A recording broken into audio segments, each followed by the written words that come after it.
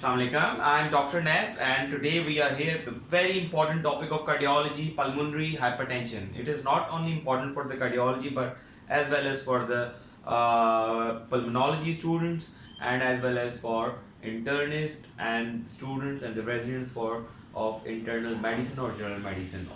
Even it is more important for like general practitioners because this is most likely neglecting topic in our daily routine, in our daily practice, in our daily clinics. So without wasting time, we will move towards our topic. First of all, I want to just make your concept about the pulmonary hypertension. What is a pulmonary hypertension?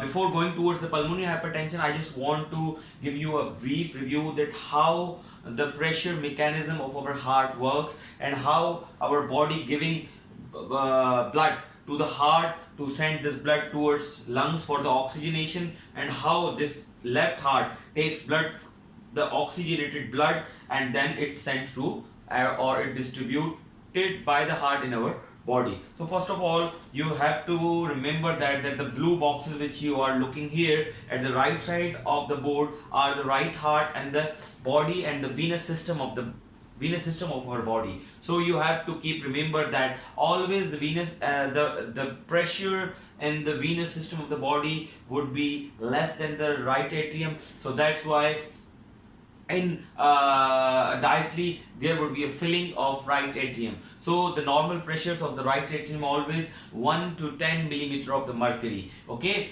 but and this pressures of the right atrium would be the same pressures of the RV EDP, like RV and diastolic pressure. The diastole, in the diastole of the RV, the pressures of the right atrium and the right ventricle would remain same. But when right ventricle contracts and send blood toward from RV to lungs through pulmonary valve, then it generates a pressure of 15 to 30 millimeter of the mercury, and it sends blood to the lungs, and this blood fills the pulmonary capillaries for the oxygenation. So the normal pressure of the pulmonary capillaries are the mean normal pulmonary capillary wedge pressure is 5 to 10 millimeter of the mercury, and the mean pulmonary arterial, like the arteries of the pulmonary, like the lungs, the pressure of arteries of the lungs, the mean pressure always remain 15 to 25 in normal bodies or in normal subjects. So when then it blood comes towards the LA, and you know that the left system of the heart is a thickened and and it's made up of the thick muscles, and it generates more pressure because it has to send blood towards the system. Okay, and in our body, in our arterial system of the body, there will always be the higher pressure of, like our body always maintain the blood pressure of 100, more than 100 in our normal subjects. So now come again here. So LA generate the 5 to 10 millimeter of mercury, and the diastole of the LV and the LA remain having the same pressures, like the LVDP would be the same as the LA, and the pressure of the LA would be same as roughly same as of the pulmonary capillary wedge pressure, and the pulmonary capillary wedge pressure would be roughly same than this diastole of the RV. So, okay, so and the LVDP obviously would be the same as it is. The LVDP left ventricular and diastolic pressure would be same as of the RA or as of the LA pressure in diastole. But when left ventricle contracts, it generates obviously more than 110 or 120 pressure, which sends towards the body, which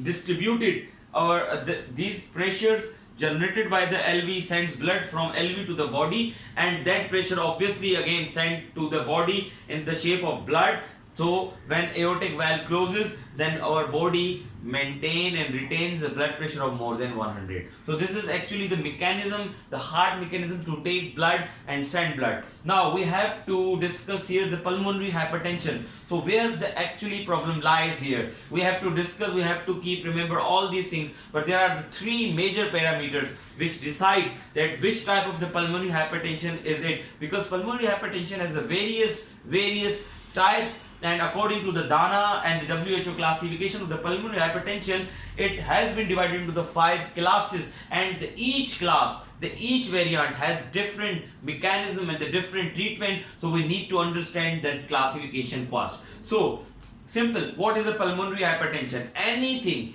like pressure because of any reason in pulmonary artery. If it become more than 25, then you would diagnose it and you would call it as a pulmonary hypertension.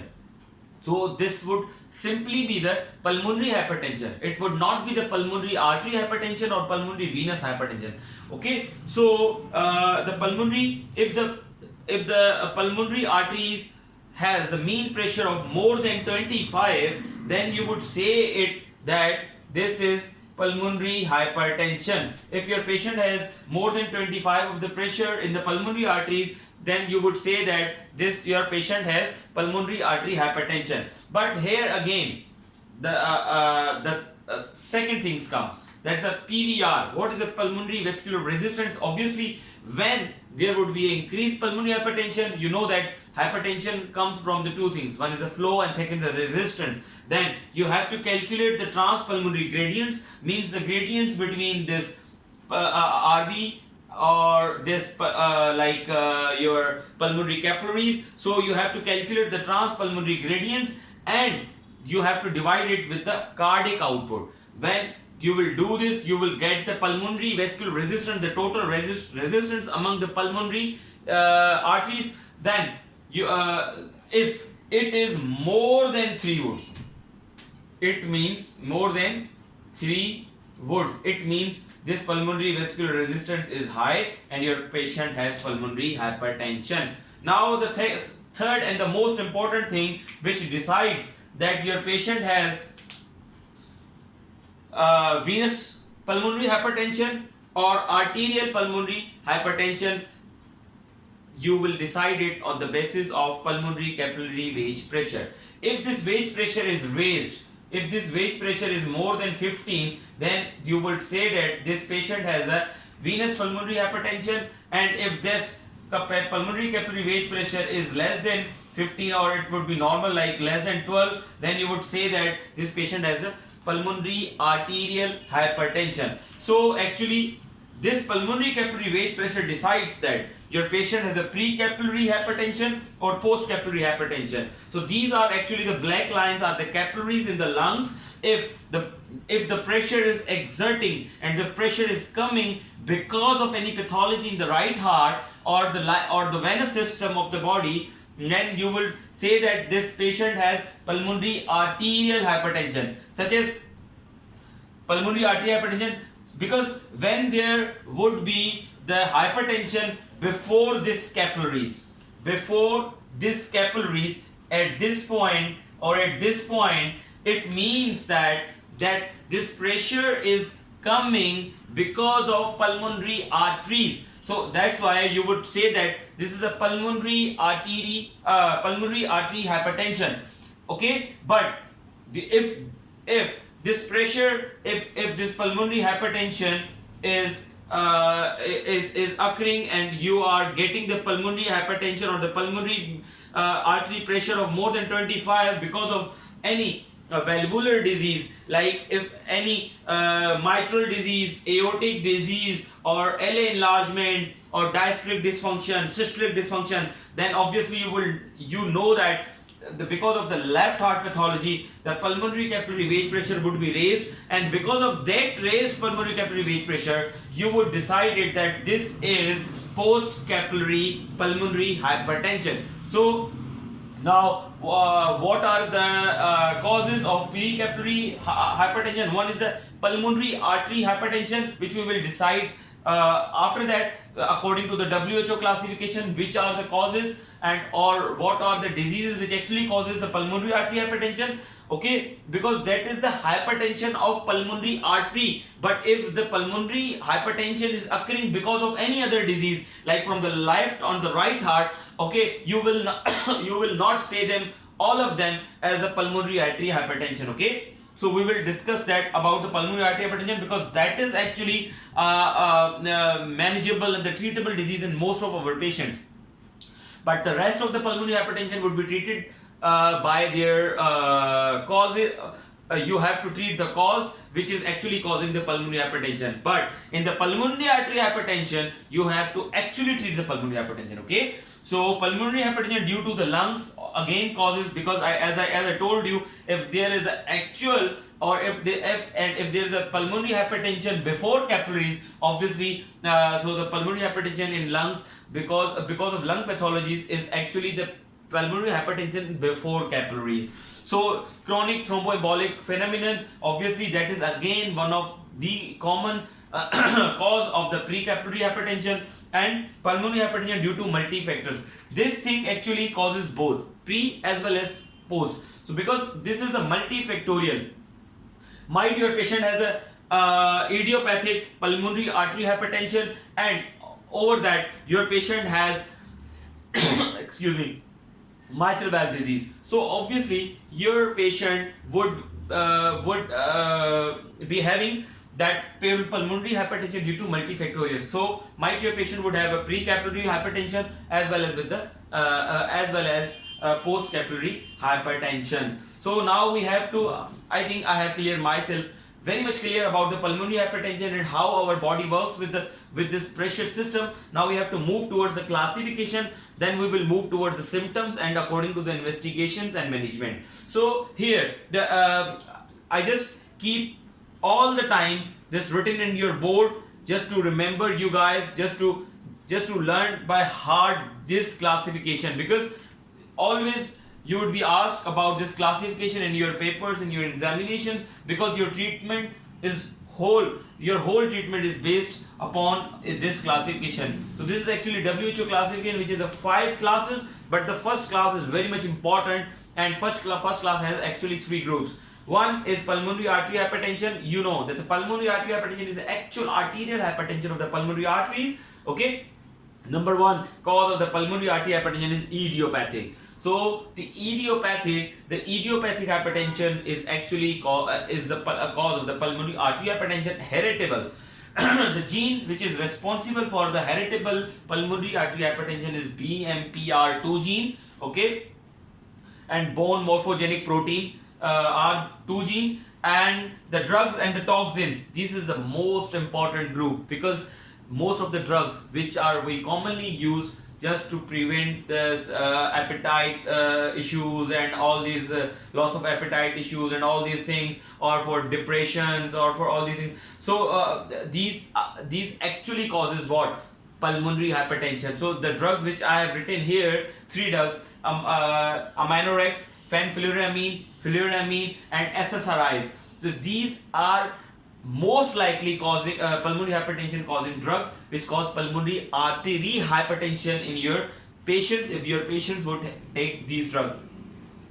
There are other class of groups of drugs which are more likely or less likely, but most of the time these patients, if the patients are taking these drugs, most of the time they would develop what? Pulmonary hypertension. Now come to the point that what are the other causes of the pulmonary artery hypertension? Connective tissue disorder such as SLE, mixed connective tissue disorders, and SLE, Aplar syndrome. All these causes hypertension, and that hypertension is actually pulmonary artery hypertension. The pulmonary hypertension caused by HIV is again the pulmonary artery hypertension, and the most important group here for the cardiology is congenital heart diseases. So all congenital heart diseases, if they are causing the pulmonary hypertension, they always cause pulmonary artery hypertension. So that's why this group is actually very much important for us, because we have to treat the pulmonary artery hypertension in those patients. Okay. Sorry. Now, the one prime is pulmonary veno-occlusive disease. Any disease which is causes occlusion in the pulmonary vessels can cause the pulmonary artery hypertension, and anything which cause the pulmonary hypertension, persistent pulmonary hypertension in newborn comes under the domain of pulmonary artery hypertension and 1-2 prime. This is the third group of the first. Okay. Now, but the pulmonary artery hypertension has these 7 things. You have to keep remember all these things. Okay. Now, but the treatment of this group remains same. The treatment of this group would be same as it would be with the pulmonary artery hypertension. So, number 2 is obviously again concerned with that, but you have no other choices to do anything with them. These are the pulmonary hypertension because of this left heart, because of MR, MS, any valvular disease, any cyclic and the diastolic disease, any systemic disease which is causing this raised pulmonary capillary wedge pressure. So you would say that this is a post capillary hypertension, post capillary pulmonary hypertension. Now comes to the pulmonary hypertension due to lung disease. Any disease which can cause the disease of the lung, then it is again the precapillary hypertension, but it is not the pulmonary artery hypertension. It is not the pulmonary artery hypertension. It is class and it is a group 3. Okay, and the causes are again the pulmonary one, COPD, ILD mixed, and you have to treat it by treating that primary disease which is actually causing the pulmonary hypertension. But the the group which is again very important for us is pulmonary hypertension to CTEPH. Again, you have to treat the CTEPH in this patient. You have to treat it by thrombolectomy or by anything, by any surgery measures or non-invasive measures. There are a lot of things. We will discuss this in our chapter of pulmonary embolism, but here just keep remember that you have to treat it with pulmonary hypertension of the CTEPH by treating the CTEPH. But there is one drug which is actually approved. We will discuss in the treatment for the CTEPH. Now the last but not the least is pulmonary hypertension due to the multifactorial auricular. Anything which has a multi-factors like number 1, number 2, if your patient has pulmonary congenital heart disease as well as the valvular disease, if your patient has is like a pulmonary veno-occlusive disease and with anything like lung disease. So anything which is a mixed one can cause the precapillary hypertension as well as the post-capillary hypertension, and it comes in the class of 5th class of like WHO classification. Now symptoms. What are the symptoms? Symptoms are not very like specific one. The symptoms of the heart patients and the lungs patient are obviously 2. Number 1 is shortness of breath, dyspnea, proximal nocturnal dyspnea, orthopnea, and obviously proximal nocturnal dyspnea and orthopnea are very specific one for the left heart diseases and for the pulmonary capillary wedge pressure. If your patient has a nocturnal dyspnea and the orthopnea, it means most of the time your patient has pulmonary hypertension secondary to what? Secondary to left heart disease, but might your patient would have what? This mixed sort of like pulmonary hypertension because of multiple groups, because of the 2 or 3 groups. Okay, now the important thing is obviously in the pulmonary hypertension you would get the P2 loud and RV heave sometimes because of the pulmonary hypertension causes what? When there would be a pulmonary artery hypertension or pulmonary hypertension, RV has to push more, RV has to make more efforts to push blood here. So in raised pulmonary artery pulmonary hypertension causes right ventricular hypertrophy, and right ventricular hypertrophy causes the RA enlargement. Okay, and the RA enlargement and right ventricular hypertrophy causes what? Right heart failure, and the signs of the right heart failure, then you would get what? You would get raised JVP, okay, raised JVP, pedal edema, and all these things, congested liver. So you would get the signs of the right heart failure, okay, if your patient has all these things. So in pulmonary hypertension, if it is because of the right heart failure, you would get the signs of the right heart, and if it is because of the left heart, then you would get the signs of the left heart. But if it is because of any connective tissue, then you obviously would get the signs of the connective tissue disorders. If your patient has because of pulmonary hypertension because of HIV, then you would have. So the pulmonary hypertension has no specific signs, but it is associated with those causes which are actually causing the pulmonary hypertension, number one. And number two, which is actually most important, if your patient is idiopathic pulmonary hypertension, obviously he or she would not have any symptoms but dyspnea only, or the limitation of work, then obviously you have to work up, you have to go for all these things. We will discuss later on in this chapter that how we will go and how will we approach our patients with the pulmonary artery hypertension. So here with the blood workup, as we were discussing about that in which investigations we should get done in our patients with the pulmonary hypertension, obviously you would take the history and examination, then you would set the blood workup. But that blood workup would be according to the patient to patient. If your patient is suspecting HIV, obviously you would send all the workup regarding the HIV. If your patient has the symptoms and the signs of the connective tissue disorders, obviously then you will send the baseline remain always same, CBC, UC, LFTs, but obviously